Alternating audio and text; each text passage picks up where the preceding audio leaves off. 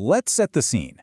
You write the code, you load in the weights, you feed the machine a straightforward English prompt, something simple, like explain how an LLM works.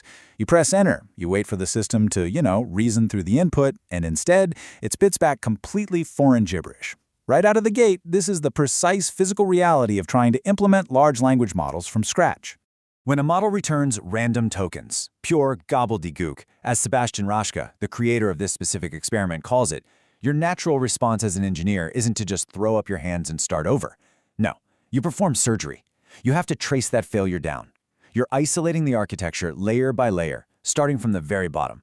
You check the embedding layer. Okay, the math there checks out. So you step into the very first transformer block, hunting for that exact moment where the machine's logic just fractures. And suddenly, there it is. The input layer norm tensor mean is off. And we aren't talking about a massive order of magnitude here. It's off by exactly 0.8.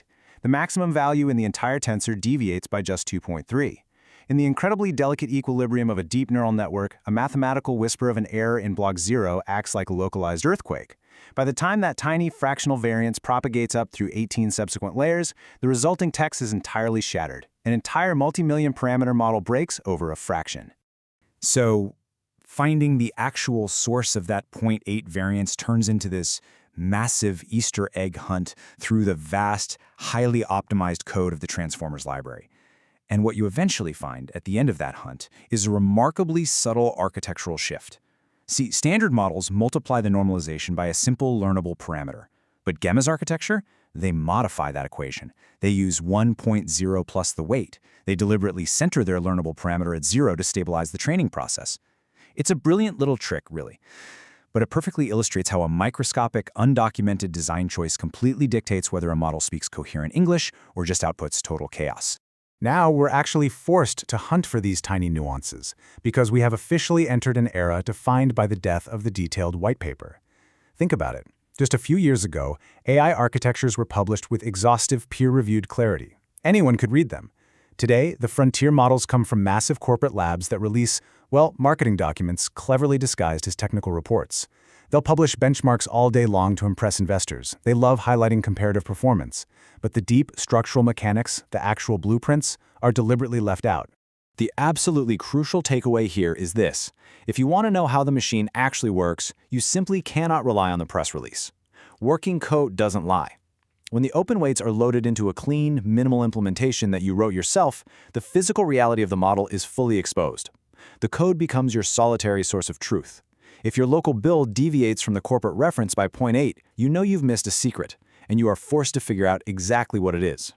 This kind of localized fragility actually points us to a much larger issue across the entire industry. When we systematically reverse engineer over 50 modern architectures, a singular obsession reveals itself. And surprisingly, it's not about making the models inherently smarter, it's about memory. Specifically, the KV cache. When an LLM generates a response, it stores the keys and values of previous words so it doesn't have to recompute them from scratch every single time.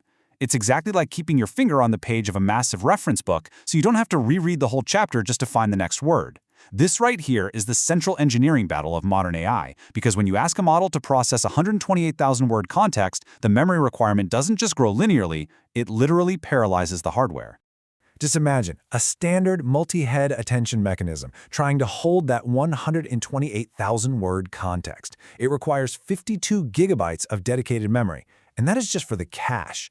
That massive footprint makes running the model locally completely impossible, so the industry had to adapt. They invented grouped query attention. Instead of every single attention head holding its own distinct memory, which is like 50 students in a classroom needing 50 separate copies of a textbook, they share it. By forcing groups of queries to share a single key and value, the memory pressure is violently reduced. It drops from a massive 52 gigabytes down to a totally manageable 13. But sharing memory is really only one strategy. Multi-head latent attention takes a different, much more aggressive path. Instead of sharing the memory across groups, it compresses it. It literally crushes the key and value states into a smaller intermediate representation before caching them, and then expands them back out only at the exact moment they are needed. This compression drives the hardware footprint down even further, hitting as low as 8 gigabytes for the exact same massive context window. It's incredibly efficient. Now, if you don't want to share and you don't want to compress, you can simply choose to systematically forget.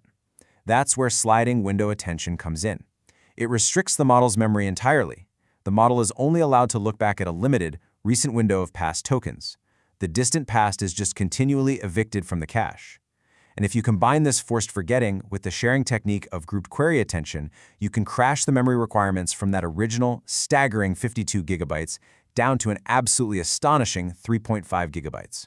But let's be honest here. Shrinking the KV cache is an engineering marvel, sure, but it is definitely not magic. It demands some absolutely brutal trade-offs.